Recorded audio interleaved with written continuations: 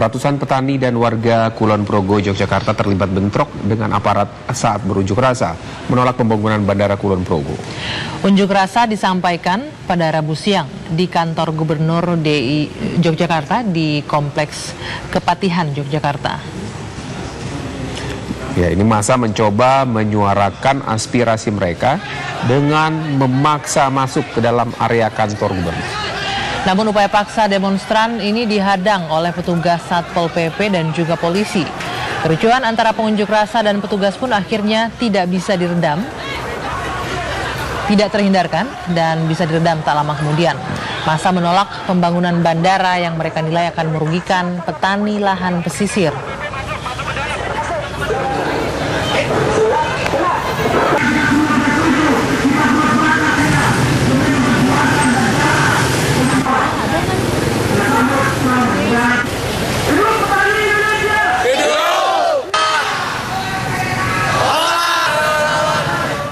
Kita beralih ke kabar lain pemirsa, menjelang Kongres Partai Demokrat.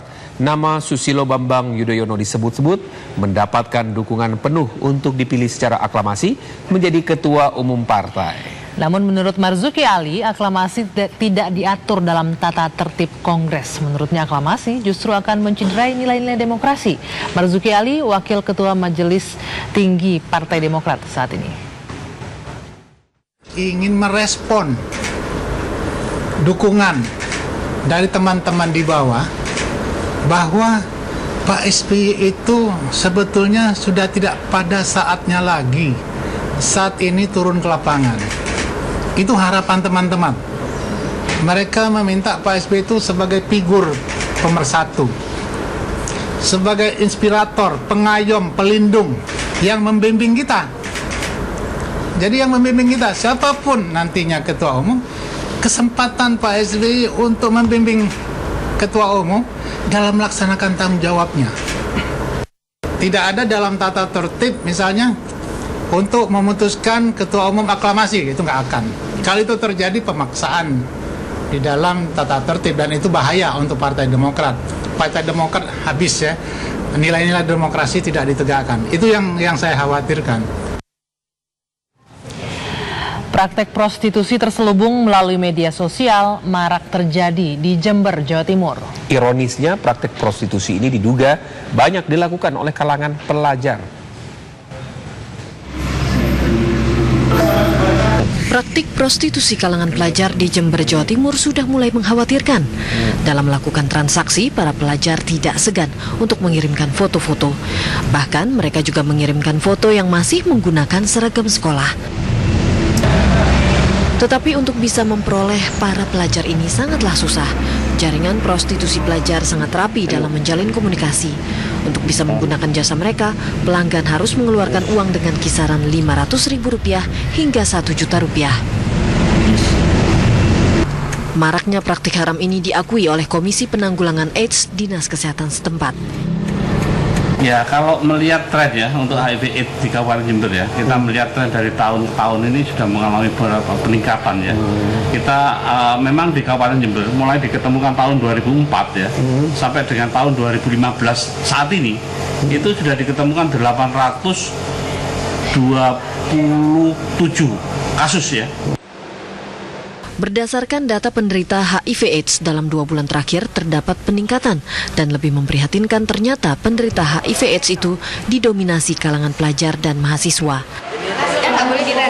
Dinas Pendidikan setempat mengaku belum menerima laporan adanya praktik prostitusi di kalangan pelajar melalui media sosial. Meski demikian, Dinas Pendidikan berjanji akan menyelidiki kasus ini. Dari Jember, Jawa Timur, Samsul Khairi, TV One mengabarkan.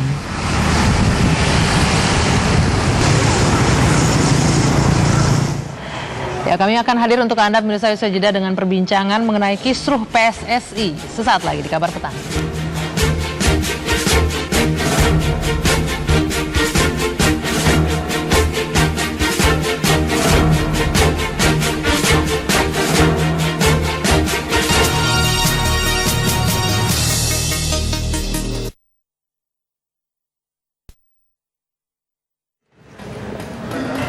Pemirsa, PSSI hari ini melayangkan gugatan atas kebijakan Menteri Pemuda dan Olahraga yang membekukan kepengurusan dan kegiatan PSSI. Gugatan itu resmi didaftarkan ke Pengadilan Tata Usaha Negara. Tim kuasa hukum Persatuan Sepak Bola Seluruh Indonesia (PSSI) Rabu siang mendatangi Pengadilan Tata Usaha Negara Jakarta.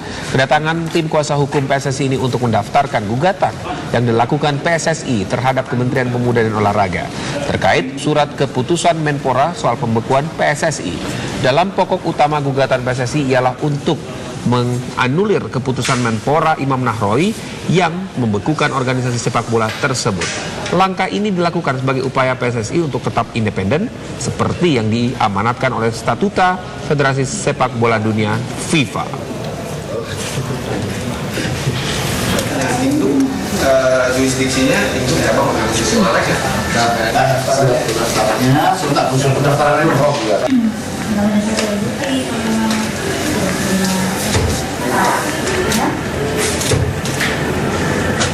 Dan pemirsa, untuk mendialogkan mengenai pembekuan PSSI sudah bergabung bersama kita di sini ada anggota Komite Eksekutif PSSI Pak Jamal Aziz. Selamat sore Pak Jamal. Selamat sore, assalamualaikum. Waalaikumsalam warahmatullahi wabarakatuh. Ada Pak Jamal Aziz yang merupakan dari Komite Eksekutif PSSI. Dan juga bergabung Ridwan Hisyam, anggota Komisi 10 DPR. Sudah tersambungkah dengan kita? Ya, kita akan sambil berbincang menunggu nanti ya. Jadi PSSI sudah melayangkan surat gugatan hari ini, Pak Betul. Jamal. Apa sih sesungguhnya dari gugatan ini sampai mendatangi PT UN? Jadi kan begini, PSSI ini kan satu perkumpulan, gitu. Kalau ada surat pemerintah, itu kan yang bersifat keadministrasian negara, kita hanya bisa menggugatnya kan lewat PT UN. Ya. Betul. Maka itu harus kita lakukan, karena surat itu membuat kita itu kau mati. Padahal kita ini punya anak banyak. Ya, kalau voter aja 107. Kalau anak kita seluruh Indonesia dari Sabang sampai Merauke ada 782 klub yang berhelat untuk bersepak bola di bawah naungan PSSI. Maka dengan serta-mertanya surat Kementerian Pemuda dan Olahraga mematikan kita, ya kita tidak boleh mati. Tapi kan Kemenpora berhak. Oh berhak, boleh saja. Itu makanya kalau Kemenpora berhak, kita juga berhak. Kita sebagai warga negara Indonesia, negara kami negara hukum. Jadi kita juga berhak mengajukan ke PT UN. Karena kalau kita tidak melakukan itu, kita dianggap tidak punya independensi dengan FIFA. Karena PSSI itu anggotanya FIFA. Tapi kita tetap bukan berarti kita hanya berlindung di belakang FIFA. Kita menghormati Kemenpora. Tapi kan kita itu salah satu anak cabang olahraga, harusnya berinduk pada KONI. Oke. Nah, harusnya prosesnya itu KONI dulu sebagai bapak cabur kita. Tapi kan dilempati. Nah, dan di KONI itu ada bidang arbitrase, ada yang bersifat hukum itu namanya bauri. Ini tidak pernah dilewati. Kalau kita itu ada prosedur atau prosedur, ada pelanggaran secara administratif atau dan lain sebagainya, tegur KONI bapak kita, anakmu yang namanya sepak bola nakal itu. Nah, kalau dia tidak puas ditegur bapak kita, itu dia boleh gugat ke arbitrase kita, namanya bauri. Ini tidak pernah dilewati semua. Tahu-tahu ujuk-ujuk. Iya, ujuk-ujuk. Lalu buat apa ini KONI ada? Buat apa ini arbitrase dan bauri ada? Oke, tapi PSSI sempat mengajak duduk bersama nggak Kemenpora? Mengapa tidak lewat dulu KONI, lewat Bauri? Saya ini bingung ya, Pak Menpora itu dapat masukan dari siapa, saya tidak bingung. Wong pertama Pak Menpora jadi itu yang paling pertama sowan dari cabur olahraga itu kita kok. Dan itu fine-fine saja, oke-oke saja. Terus tidak tahu kok proses berapa minggu atau berapa, hampir 1 bulan gitu tahu-tahu ada gejolak dan lain sebagainya, ya toh? Gejolaknya karena kan PSSI nggak mengindahkan surat tugaran. Dari mana? Itu tidak mengindahkan surat itu karena ada proses seleksi yang dilakukan oleh salah satu badan yang dibentuk oleh Kemenpora. BOPI tadi. Iya, dengan permennya, namanya BOPI. Kan begitu. BOPI itu dari dulu ada, bukan tidak ada. BOPI itu dari dulu juga melakukan rekomendasi. Kita itu pernah ribut PSSI itu 2 lisme.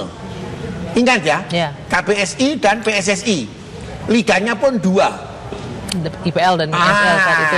IPL dan ISL. Sampai FIFA turun. memberikan perintah, kamu pokoknya tahun 2014 harus selesai unifikasi. Alhamdulillah kita di 2013 kita sudah single.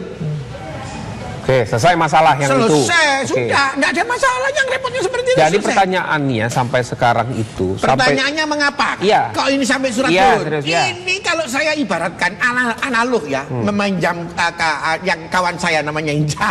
Ini seperti kita ini punya murid banyak gitu. Ada di satu kelas gitu, yang namanya ini Liga Super ini gitu. Itu 2 murid dikasih PR, tidak nyelesaikan PR-nya. Namanya Arema dan Persibaya. Itu oke. Oke. Dua saja nih. Dua ini Dua murid saja. saja, Lah, oke. 2 murid ini juga tidak mutlak, tidak menyelesaikan sama sekali. Dia juga menyelesaikan, cuman kurang. Dan tidak perlu ada rapat yudisium itu. Nilainya sudah cukup bagus kok itu. Iya toh? Karena kalau kita mau lihat yang satu itu sengketa dalam permasalahan kepengurusan yayasan, yang satunya itu bukan wilayahnya Bopi. Karena apa? Yang satunya itu Persibaya 27, yang satunya Persibaya Pure. Ini urusannya disengketa di pengadilan. Bener nggak sih hanya karena 2 itu kemudian Menpora mengeluarkan surat itu? Sebentar ya, Pak, kita harus jeda dulu. Oh iya, Tarik nggak nafas apa-apa. dulu. Ya, itu kan memang syaratnya harus begitu ya. Baik. Kami lanjutkan saat lagi.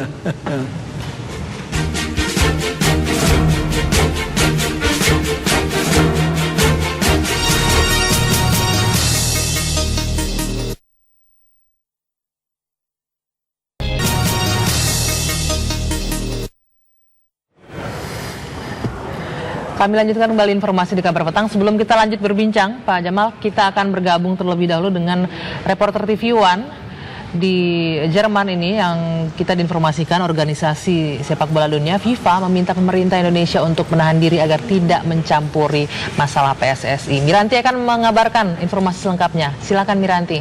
Apa isi surat dari FIFA itu persisnya?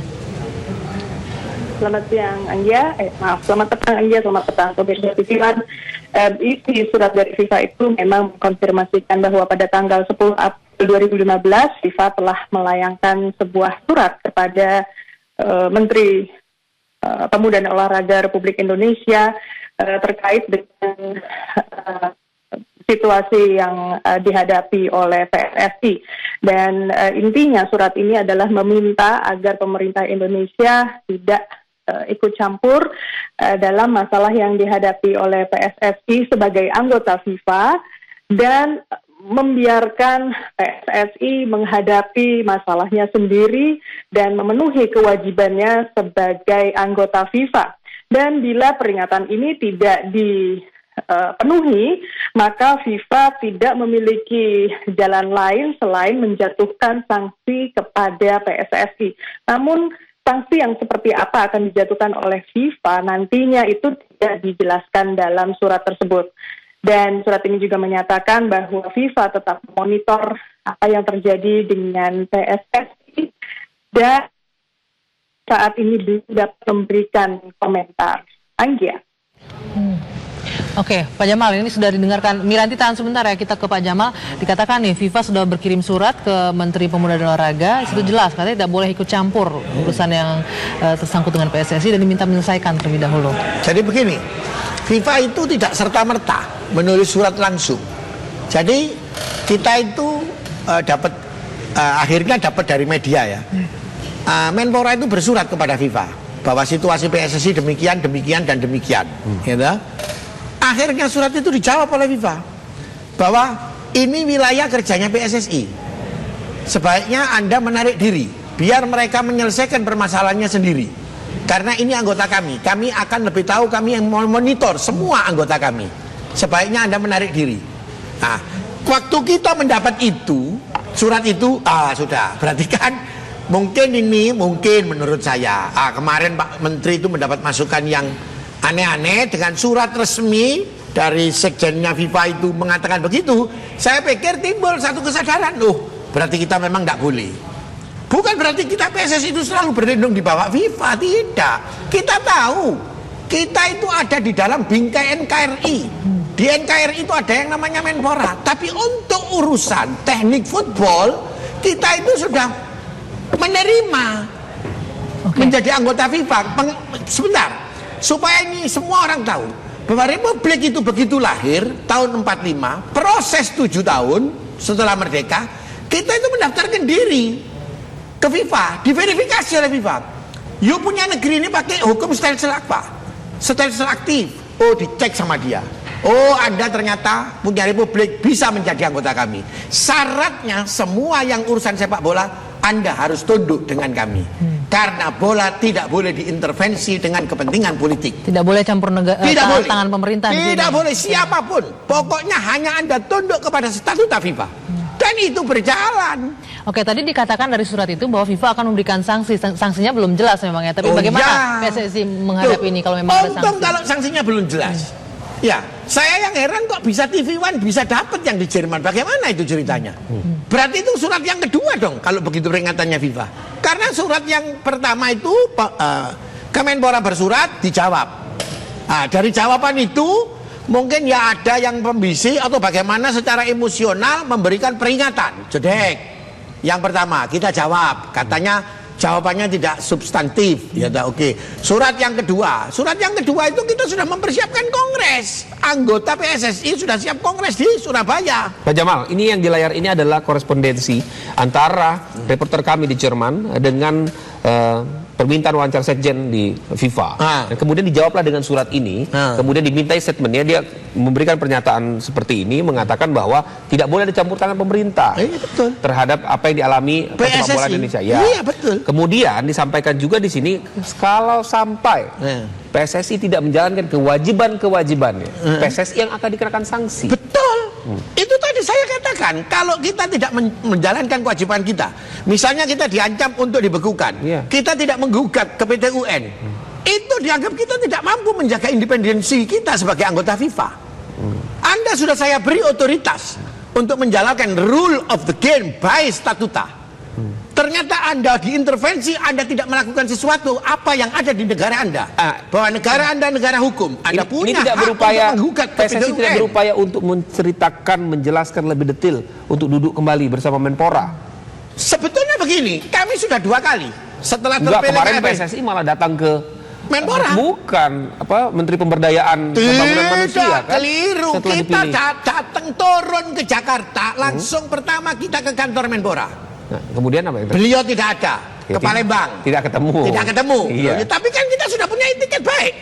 Oke. Kita langsung ke bapak kita yang namanya Koni. Pak, saya ini mendapat surat seperti ini. Apakah bapak juga dapat surat seperti ini? Dia pun kaget. Saya dapat suratnya baru hari ini.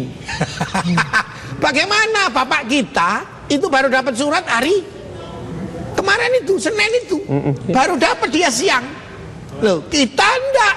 Di dalam proses mau ada kongres setelah Pak Nyala terpilih, mau ada beredar surat itu. Loh, ini kemarin tanggal 16 ada surat peringatan kedua, tanggal 17 peringatan surat ketiga membekukan. Coba dilihat di undang-undang keormasan. Berapa prosesnya peringatan ke-1, peringatan kedua, peringatan ketiga? 1 bulan, itu undang-undang.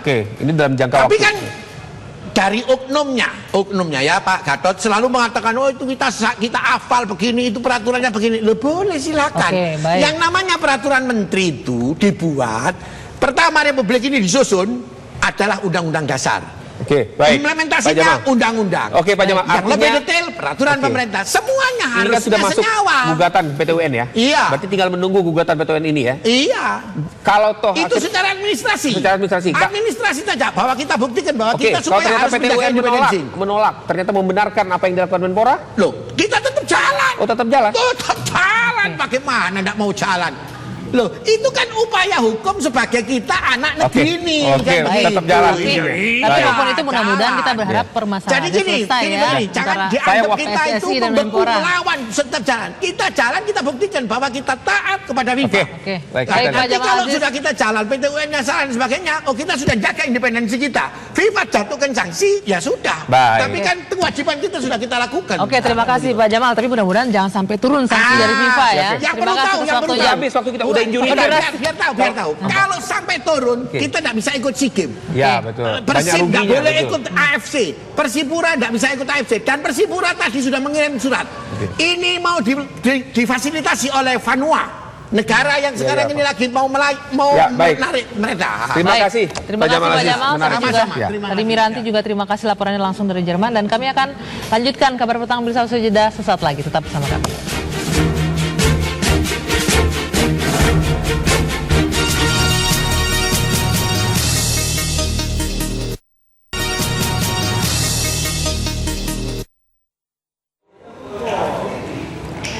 Mega duel Floyd Mayweather Jr. melawan Manny Pacquiao kurang dari 2 pekan lagi.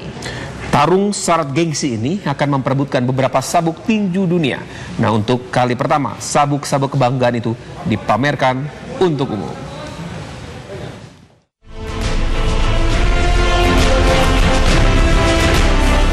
Inilah sabuk yang akan diperebutkan petinju papan atas Manny Pacquiao dan Mayweather Jr. jelang melakoni laga akbar tersebut. Ketua Dewan Tinju Dunia WBC Mauricio Sulaiman baru-baru ini memamerkan sabuk tinju untuk sang pemenang di Meksiko sebelum nantinya dibawa ke Las Vegas. Dan tak salah jika laga ini disebut laga termahal. Pasalnya dari sabuk yang telah dipamerkan ternyata memiliki nilai tinggi. Lihat saja permata zamrud hijau dipilih untuk menghiasi sabuk tinju yang dibanderol seharga $1 juta atau sekitar 12,91 miliar rupiah ini. Tidak hanya zamrud, sabuk tinju ini juga dihiasi banyak permata lain yang tentunya memiliki nilai yang sangat tinggi. Pemilihan perhiasan zamrud sendiri dikabarkan melibatkan para fans yang melakukan pemungutan suara lewat website WBC. Maka tak heran jika sabuk WBC ini terasa sangat spesial. Terlebih lagi pernah dikenakan 3 petinju ternama, Mayweather dan Pacquiao, serta legenda tinju Muhammad Ali dengan desain yang lama. Pertanyaannya, siapa yang akan mengenakannya di MGM Arena Las Vegas dan siap menjadi saksi?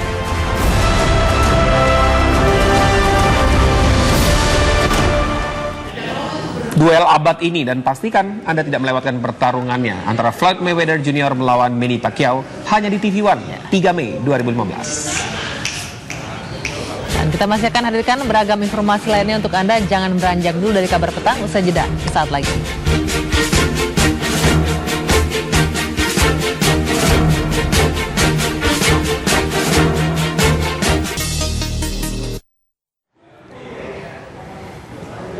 Komjen Polisi Budi Gunawan akhirnya resmi dilantik sebagai Wakapolri hari ini. Pelantikan berlangsung tertutup di ruang rapat Kapolri di Gedung Utama Mabes Polri.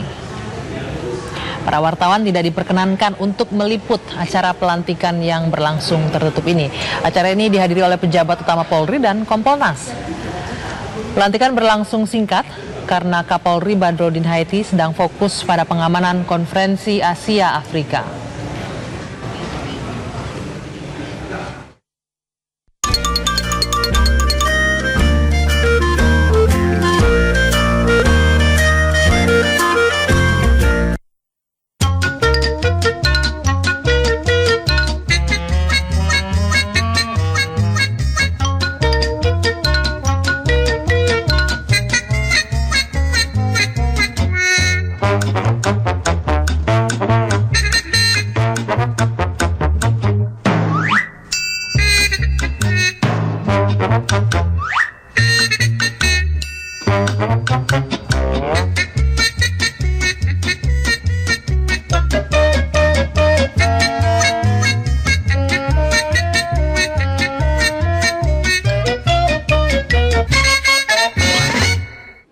Akhirnya Budi Gunawan resmi menjadi Wakapolri.